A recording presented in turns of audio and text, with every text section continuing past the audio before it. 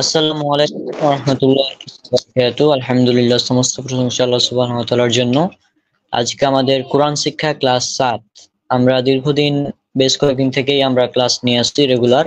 6টি ক্লাস আমাদের কমপ্লিট হয়ে গিয়েছে। গতকাল মানে নেটের প্রবলেমের কারণে আমরা ক্লাসটা নিতে পারিনি। যাই হোক, তো আজকে আমাদের 7 নম্বর ক্লাসটা হবে ইনশাআল্লাহ। ক্লাস নেবেন আমাদের মাহমুদুল হোসেন ভাই। তো জি ভাই, শুরু করুন। মনে করেন যে অক্ষরে উপরে সুকুন চিহ্নটা আসে অর্থাৎ এই গোল চিহ্নটা আসে, সে অক্ষরকে সাকিন অক্ষর বলে। যদি তায়ের উপরে সুকুন আসে তাহলে তা সাকিন বলবে, ঠিক আছে? তো এখানে নুনের উপরে সুকুন আসছে, তো এই কায়দা অনুযায়ী, এই নিয়ম অনুযায়ী এই নুনের উপরে সুকুন আসার কারণে এটাকে নুনে সাকিন বলে। তো এই নুন সাকিন অর্থাৎ নুনের উপরে জজম বা সুকুন আসলে তারপরে আমরা খেয়াল করব কয়টা অক্ষর আছে। যদি 6টা অক্ষর থাকে অর্থাৎ হামজা হা আইন হা গইন খ, এই 6টা অক্ষর যদি থাকে তাহলে আমরা সাধারণভাবে স্পষ্ট করে পড়ব। আর যদি এইগুলা না থাকে তাহলে আমরা খেয়াল করবেন অনেশ্বরের মতো পড়বো। অনেশ্বরের মতো মানে এমন আওয়াজ হবে। যেমন এটা আইনত উচ্চারণ ছিল কাফ নুন পেশ কুন তা জবর তা, কুনতা হওয়া উচিত ছিল, কিন্তু যেহেতু নুন সাকিনের পরে হামজাহা আইনহা গইন খ, এই 6টা অক্ষর যাকে হরুফুল ইজহার, ইজহার অর্থাৎ স্পষ্ট অক্ষর, হামজাহা আইনহা গইন খ এগুলোকে ইজহারের অক্ষর অর্থাৎ স্পষ্ট অক্ষর। নুন সাকিনের পরে যদি এই অক্ষরগুলো আসে তাহলে স্পষ্ট করে পড়বো, আর না আসলে অর্থাৎ অনেশ্বরের মতো উচ্চারণ করে আমরা পড়বো। তো এখন আমরা দেখতেছি কুনতায় কি নুন সাকিনের পরে হামজা আইনহা গইন খ এই স্পষ্ট করা অক্ষরগুলো আসছে ভাই? না, আসেনি। এই জন্য তাহলে আমরা এটাকে কিভাবে পড়বো? কুং অনেক স্বরের মতো। হ্যাঁ, তো যখন অক্ষরগুলো মোটা হবে এইটাকে ইকফা বলে, এই উচ্চারণ ইকফা বলে, ঠিক আছে? তো অত অনেক সংজ্ঞা আছে, বলে ইকফার অক্ষর 15টি, তা সা জিমদাল দাল ঝা, অনেক বিবরণ। তো আমরা যেহেতু এটা শর্টকাট অর্থাৎ অল্প সময়ে শুদ্ধভাবে কোরআন শিক্ষার কোর্স, তো আমরা যাকে বলে বাকওয়াসি বলবো, অর্থাৎ যে কাজগুলো লাগে না। ওয়াল্লাযীনা হুম আনিল লাগবি মুরিদুন, মুমিনদের বৈশিষ্ট্য হলো তারা যেগুলো অপ্রয়োজনীয় জিনিস থেকে বিরত থাকে। যতগুলো অতিরিক্ত ব্যাখ্যা জিনিস এগুলো আমরা তাজবিদে শিখবো, যেটা অ্যাডভান্স লেভেল। আমরা যেহেতু বেসিকে আছি তো আমরা বেসিক জিনিস শিখবো। তো নুন সাকিনের পরে যেহেতু হামজা আইনহা গইনখা এইগুলোকে বলে পরিষ্কার অক্ষর, এগুলো আসেনি, এই জন্য আমরা কিন্তু অস্পষ্ট ভাবে নাকের মধ্যে উচ্চারণ করবো বাঁশির মতো, কুংতা, ঠিক আছে? এটা আমরা খেয়াল করব, এইটুকু জানলে হবে। এগুলো থাকলে স্পষ্ট, 6টা থাকলে বাকি যা থাকবে আমরা অনেশ্বরের মতো পড়বো, ঠিক আছে? সামনে যাবে। তো তৃতীয় অধ্যায় আমরা তানউইন যুক্ত অক্ষরগুলোকে শিখবো।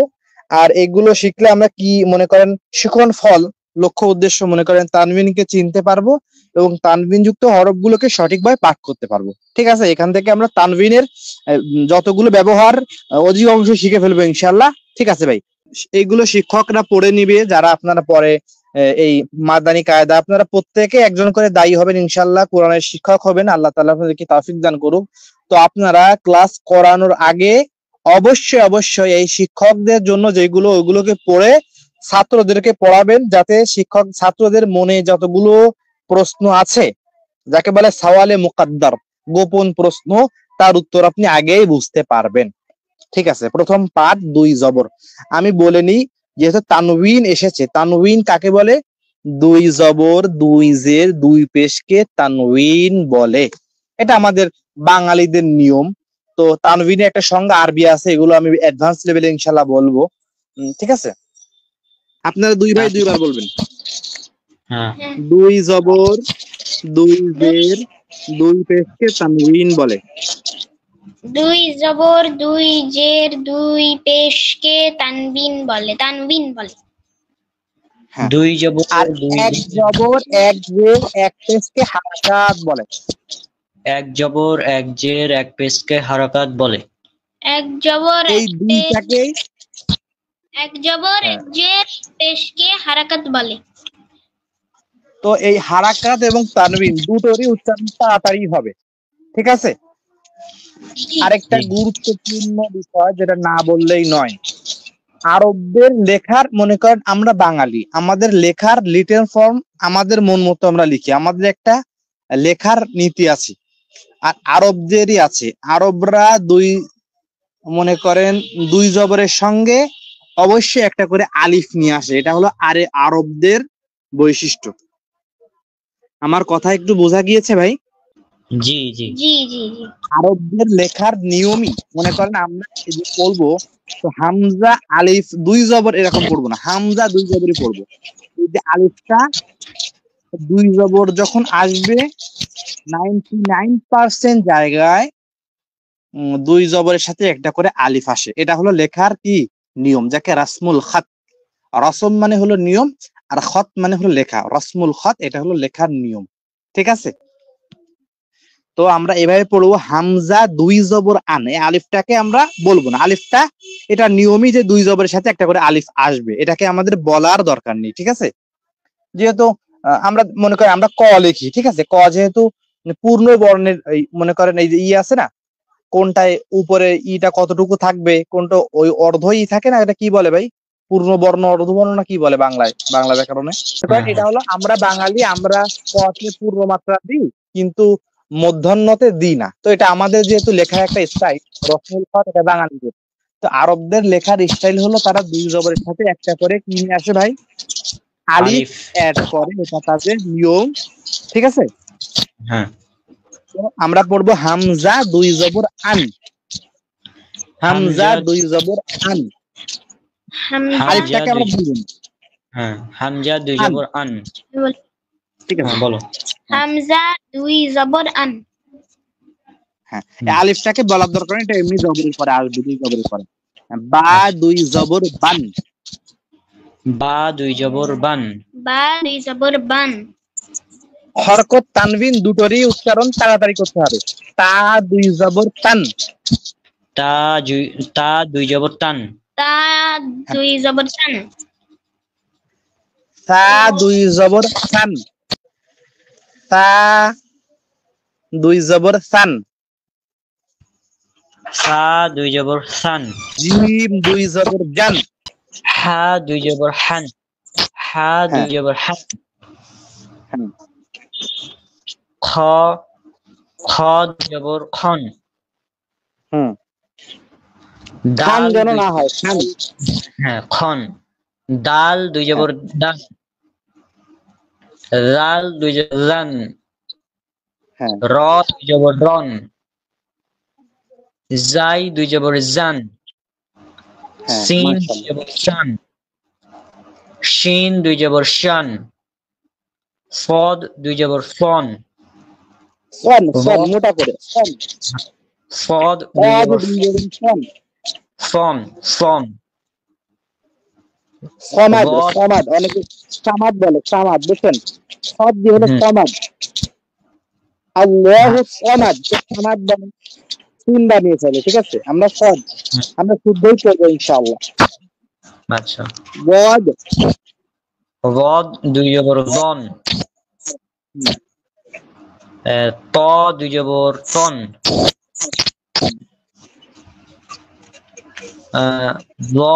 মোটা অক্ষরগুলো, হ্যাঁ, মোটা অক্ষরগুলো খেয়াল রাখবেন, ঠিক আছে, এগুলো বেশি জরুরি। র দুই জবর বন। ওয়ান, আইন হ্যাঁ, আইন দুই জবর আন। গইন দুই জবর গন। ফা দুই জবর ফান। ফান। কফ দুই জবর কন। কাফ দুই জবর কান। এতে কাফ আর লাম লাম দুই জবর লান। হ্যাঁ। মিম দুই জবর মান। আচ্ছা। নুন দুই জবর নান। হা দুই জবর হান। ওয়াও দুই জবর ওয়ান। ইয়া দুই জবর ইয়ান। জি ঠিক আছে, আমরা এখন একটা গুরুত্বপূর্ণ কথা আছে এখানে। আরবিতে আমরা যেমন থামা বলি, থামা, ইংলিশে তো স্টপ বলে নাকি, স্টপ মানে থামো না। তো হ্যাঁ, স্টপ। আরবিতে থামাকে বলে হলো ওয়াকফ। ওয়াকফ, ওয়াকফ মানে থামা। হ্যাঁ, তো ওয়াকফের চিহ্ন মানে থামার চিহ্ন, ঠিক আছে। আচ্ছা। মনে করেন আপনি গাড়িকে বলা হয় কিফ, থামো, কিফ। কিফ মানে থামো, স্টপ, স্টপ।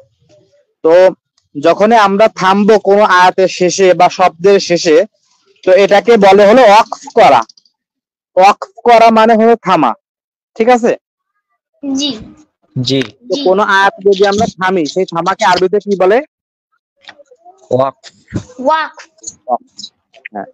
সাধারণত কোনো শব্দে যখন আমরা থামি, যেখানে জবর থাকে, হরকত থাকে, জবরদের পেশ, তো ওটাকে জবরদের পেশ যাই থাকে, থামার সময় ওটাকে মনে মনে সুকুন বা জজম ধরে থামতে হয়। যেমন কফ জবর ক, লাম জবর লা, কলা, মিম দুই পেশ মুন, কলামুন। তো কলামুনে আমরা যখন থামি তখন কলাম বলি, কলাম। বা কিতাব, কিতাবুন আমরা থামলে কিতাব, অর্থাৎ যেখানেই থামি সেখানে আমরা কি বলি? সুকুন বা জজম ধরে থামি, ঠিক আছে। জি, এটা হলো থামার নিয়ম সাধারণত। কিন্তু একটু ব্যতিক্রম হলো দুই জবর। দুই জবরে যখন আমরা থামবো, অর্থাৎ যেটা আমরা আজকে প্র্যাকটিসে আমরা পড়ছি, দুই জবরে থামার নিয়ম হলো এক জবরকে বাদ দিয়ে আর এক জবরকে ধরে পড়তে হবে। অর্থাৎ মনে করেন কফে যান, কফ, কফ, মনে করেন আমরা কফ, দুই জবর কন, কিন্তু এখানে থামবো, কন বলবো না, থামলে একটা জবর বাদ যাবে আর একটু টান হবে, মানে কফ জবর কন হয়, ঠিক আছে। থামবো যখন ক, ক, আমি বলি, মনে করেন সূরা মুলকের একটা প্রসিদ্ধ আয়াত, আল্লাযী খালাকাল মাউতা ওয়াল হায়াতা লিয়াবলুয়াকুম আইয়ুকুম আহসানু আমালান। আমালান, এখানে লামের উপরে দুইটা জবর আছে, বোঝার জন্য বলছি। তো দুই জবর যখন আমরা থামছি, আমালান বলে কি থামি? লাম জবর লান বলি না, একটা জবরকে বাদ দিয়ে একটু টেনে পড়ি। আল্লাযী খালাকাল মাউতা ওয়াল হায়াতা লিয়াবলুয়াকুম আইয়ুকুম আহসানু আমালা, একটু টেনে পড়ি। এটাকে এক আলিফ কেউ বলে, কেউ হাফ আলিফ বলে, একটু কম বলে। তো আমরা একটু টানবো, যা হোক। আচ্ছা। তো কাফ, দুই জবরে যদি আমরা থামি, কোন শব্দে কান যদি থাকে, কান, কাফে আছে কাফ, তো কি বলবো থামলে? দুই জবরে যদি থামি, কাফ দুই জবরে ক, কা, কাফে আছে কাফ, তো আমি কইয়ে দিলাম কাফে, কাফে কা, কা কা। লাম দুই জবর লানে থামলে লা। লা যদি আমরা এরকম বলি, মনে করেন রজুলান, রজুলান থামলে রজুলা, কিতাবান দুই জবর আছে, থামলে কিতাবা, ঠিক আছে। জি, মনে করেন নূহ আলাইহিস সালামের একটা আয়াত, একটা ঘটনা আছে সূরা নূহের ভিতরে। উনি বলছেন, আমি আমার কওমকে, জাতিকে দাওয়াত দিছে লাইলান ওয়া নাহারন, লাইলান ওয়া নাহারন, দিনে এবং রাতে, অর্থাৎ রাতে এবং দিনে। লাইলান রাতে, নাহারা দিনে। তো নাহারন আমরা থামছি, পড়ছি নাহার, দুই জবর র, দুই জবর রন ছিল, থামার জন্য একটা জবরকে বাদ দিয়ে একটু টান, নাহারন থামলে কি হবে? নাহা র, নাহার যদি আমরা বলি, মনে করেন ফালাকন, ফালাকন থামলে ফালাক, ঠিক আছে। জি, মনে করেন আইন দুই জবরের উদাহরণ সমূহ, আইন জের ই, দুই জবর না, ইনা, বা দুই জবর বান, ইনা বান, থামসি হবে ইনা বা। ইনা, ইনা বা, হওয়া, ইনা বা, মনে করেন আইনত, আইনত হওয়ার কথা ছিল হলো ইনা বান, ইনা বান। ইনা বান, থামলে ইনা বা। নানে মনে আপনার টান হয়ে গেছে ভাই, ইনা হয়ে গেছে, ইনাবা, ইনাবা লাস্টে টান, আইনার মনে কোনো টান নেই। ইনাবা, ইনা বা, ইনাব মানে কি? ইনাব শব্দের অর্থ কি? ইনাব শব্দের অর্থ কি বলতে পারবেন? এটা হলো না। খুব সুস্বাদু একটা ফল, সেগুলো মানুষের আবার একটা অঙ্গেরও নাম শরীরের, তার সাথে মিল আছে আর কি। যখন আঙ্গুর, আঙ্গুর, ঠিক আছে, ইনাবুন মানে আঙ্গুর। আচ্ছা। মাশাআল্লাহ। ইনাব, ইনাব মানে হলো আঙ্গুর। আইন জের ই, নুন যাবর না ইনা, বা দুই যাবর বান, ইনাবান। হুম। মিম জবর ঠিক আছে, মা, আপনি প্র্যাকটিস করেন। মিম কফ জবর মাক, মিম কফ জবর মক, মকতান, মকতান, থামলে মকতান, কি হবে? থামলে মাকতা, মাকতা। হ্যাঁ হ্যাঁ, হ্যাঁ। একটা আয়াত আছে ওই যে কাবুরা হ্যাঁ। মাকতান ইনদাল্লাহি আন তাকুলু মা লা তাফআলুন। আল্লাহর কাছে খুব খারাপ একটা বিষয় যে তোমরা এমন কোন কাজ করো, আল্লাহ বলছে যেটা, যে আন তাকুলু তোমরা বলো, মা লা তাফআলুন যা তোমরা করো না। মিম জবর মা, র জবর মা, র এর পরে একটা জবর আছে। মিম জবর মা, র জবর মা, হা দুই জবর হান, মা র হান, মারহান, মা র, মা র হান, মারহান, মারহান, মা র হান, থামলে মা র হা, আহাদ, আহাদান, আহাদা, আহাদান, আহাদা, আহাদা, একটু টান হবে, হালকা টান, আহাদা, আহা, আহাদান। টান হয়ে যাচ্ছে, টান শুধু ডালে, শুরুতে কোনো টান নেই। হামজা জবর আ, আ জবর হা, আহা, এটা প্রথম দুইটা কোনো টান নেই। আহা, আহা, আহা, তাড়াতাড়ি। ডাল দুই জবর দান, আহা দান। আহাদান, আহাদান, আহাদান। সূরা সূরা কাহফের শেষ আয়াতে আল্লাহ বলছে যে ফামান কানা ইয়ারজু লিকা রাব্বিহি, যারা তাদের রবের সাক্ষাতের আশা করে, ফালইয়ামাল আমালান সালিহা, সে সৎ আমল করবে, ওয়ালা ইউশরিক বিইবাদাতি রাব্বিহি আহাদা, তো তাদের রবের সাথে কাউকে শিরিকও করবে না। দুটো জিনিস লাগবে, শিরিক মুক্ত, শিরিক মুক্ত ঈমান এবং বিদআত মুক্ত আমল জান্নাতে যাওয়ার জন্য এবং আল্লাহর সাক্ষাতের জন্য দুইটা জিনিসের শর্ত, ঠিক আছে। এই আহাদা এখানে জি। প্রসিদ্ধ একটা আয়াত। জি, এবার এইটা দেখেন, এটা একটু কঠিন। হ্যাঁ, হামজা জবর আ, জাল দুই জবর জান, আজান। এই জালের জবরটা ইয়ার পরে চলে গেছে, ঠিক আছে, এটা কম্পিউটার মিস্টেক হয়েছে। হামজা, হামজা জবর আ, জাল দুই জবর জান, আজান। হ্যাঁ। থামলে আজা, আজান, আজান, থামলে আজান না, এক জবর বাদ হবে না, দুই জবরে থামলে আজা, আজান, আজা। আজান। মনে করেন আমি একটু বলে নিই, হামজা জবর আ, জাল দুই জবর জান, আজান। এই ইয়াটায় নুক্তা নেই, যে ইয়াতে নুক্তা থাকে না সেই ইয়া সাধারণত উচ্চারণ হয় না, ঠিক আছে। আচ্ছা। এটা হলো অতিরিক্তর মতোই থাকে মনে করেন। হ্যাঁ। হামজা জবর আ, জাল দুই জবর জান, আজান, ঠিক আছে। হামজা জবর আ, জাল দুই জবর জান, আজা, আজান। থামলে আজা। হ্যাঁ। আজা মানে হলো কষ্ট, কষ্ট মানে আজান, এই আজান মানে আবার আজানা, এটা হলো কষ্ট। আজা মানে হলো কষ্ট। খ ইয়া জবর খয়, র দুই জবর রন, খয়রন, খয়রন, খয়রন, খয়রন, হ্যাঁ, খয়র, খয়র মানে হলো ভালো, ঠিক আছে। হ্যাঁ ভালো। এই জাযাকাল্লাহু খয়রান, হ্যাঁ, খয়রান। থামলে হলো খয়রন হবে না, থামলে খয়র। হ্যাঁ।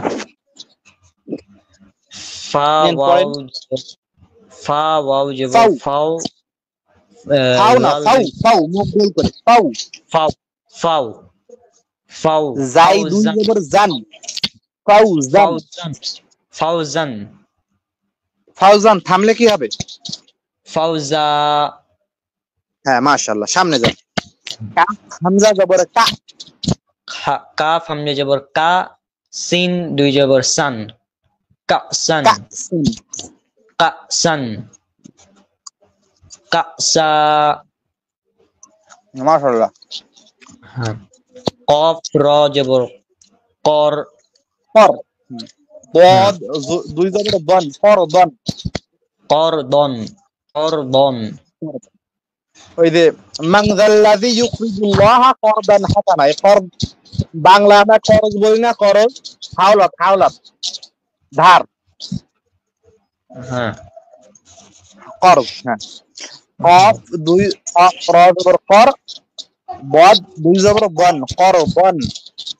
থামলে করদন, কর ব, করব, করদন। করানা কর, কর কর ব। আচ্ছা, কর, করদন।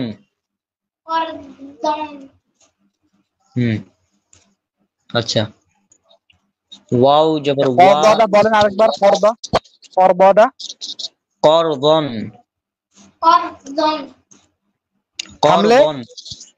থামলে করদ। মাশাআল্লাহ। জি, ওয়াও জবর ওয়া, সিন জবর সা, ওয়াসা, ওয়া দুই জবর ওয়ান, ওয়াসা ওয়ান। ওয়াসাত, ওয়াসাতন, ওয়াসাতন। থামলে? ওয়াসাত, ওয়াসাত।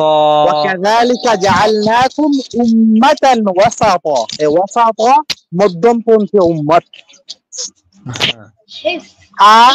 হাজির ওয়া দুই জবর ওয়ান, হিফ ওয়ান। হিফজন, হিফজন, হিফজন। নুন এক নুন দাঁতের ফাজ, উপরে এক নুক্তা হলে নুন, আগে এটা বলে নি, এক দাঁতের উপর এক নুক্তা হলে নুন। হ্যাঁ ঠিক আছে? নুন নুন ফা জবর নাফ, জবর নাফ, আইন দুই জবর আন, নাফআন, নাফআন, নাফ। নাফআ, থামলে? নাফআ। এই থামলে না, ও থামলে বলে না বলে ওয়াক্ফ করলে, ওয়াক্ফ করলে এটা তাহলে আরবি একটা প্র্যাকটিস হবে। হ্যাঁ, ওয়াকফ করলে, ওয়াকফ করলে নাফআ। হ্যাঁ, আচ্ছা, এখানে আলিফে আলিফ মাদ। মাদ, মাদ মানে টেনে পাওয়া যায়, টান, আলিফে টান দেবেন শুধু, আর কিছু নেই, এরকম বলবেন।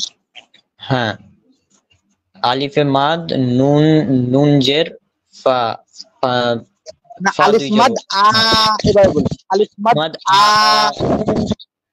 নুন জের নি। জের নি, ফা দুই জবর ফান, আগে না, আগে দুইটা বলেন, আমি বলি। আলিফ হ্যাঁ, মাদ নুন জের নি, আনি, ফা দুই জবর ফা, আনিফান। আলিফ, আলিফ, আলিফ মাদ আ, আলিফ মাদ আ, নুন জের নি, আনি, ফা দুই জবর ফান, আনিফান। হ্যাঁ, মিম পেশ মু, মিম লাম পেশ মু, কাফ দুই জবর কান, মু কান, মু কান। মুলকান না, মিম লাম, শোন আমি বলি, আলিফ লাম। আর লামের মধ্যে পার্থক্যটা একটু বলি, এটা খুব গুরুত্বপূর্ণ, পারলে একটু কেটে দিবেন। শোনেন, আচ্ছা, আলিফ শুরুতেও কারোর সাথে মেলে না, মাঝেও কারোর সাথে মেলে না, আলিফ শুধু শেষে মেলে। ঠিক আছে? তো এটা যেহেতু দুটো অক্ষরের মাঝে আসছে, এটা কখনো দুই অক্ষরের মাঝে যদি আলিফের মতো চিহ্ন আসে, এটা আলিফ হবে না, এটা লাম হবে। বোঝা গেছে? আলিফ শুরুতেও মিলে না, মাঝেও মেলে না, আলিফ শুধু শেষে মেলে কোনো অক্ষরের সাথে। বুঝছেন ভাই? জি জি। আলিফ শুরুতে যুক্ত হয় না কোনো অক্ষরের সাথে, এবং মাঝেও যুক্ত হয়, শুধু শেষে যুক্ত হয়। যেমন এই মুলকের শেষে আসেন, এখানে শুধু আলিফ শেষে, এই জন্য যুক্ত হয়েছে। লাম হলে লেজটা বার হয়ে যেত। ঠিক আছে? আলিফ এই জন্য লেজটা বার হয়নি। তো জি। মিম লাম পেশ মুল, মিম কাফ দুই জবর কান, মুল, মুল কান। কান, মুলকান, তো মুলকান। এটা লাম এটা লাম। লাম কিভাবে বুঝছেন আপনি বলেন? আলিফ হলে যুক্ত হতো না, এখানে একটু ফাঁক থাকতো, অর্থাৎ আলিফ আর কাফ একসাথে মিশে না। ঠিক আছে? আলিফ শুরুতে এবং মাঝে পৃথক ভাবে আসে, শেষে শুধু যুক্ত হয়। আচ্ছা মুলকান মুলকান থামলে মুল হ্যাঁ মুলকা। থামলে মুলকা আমরা বাংলা বললে এটা কি মগের মুলুক বলি না, মগের মুলুক।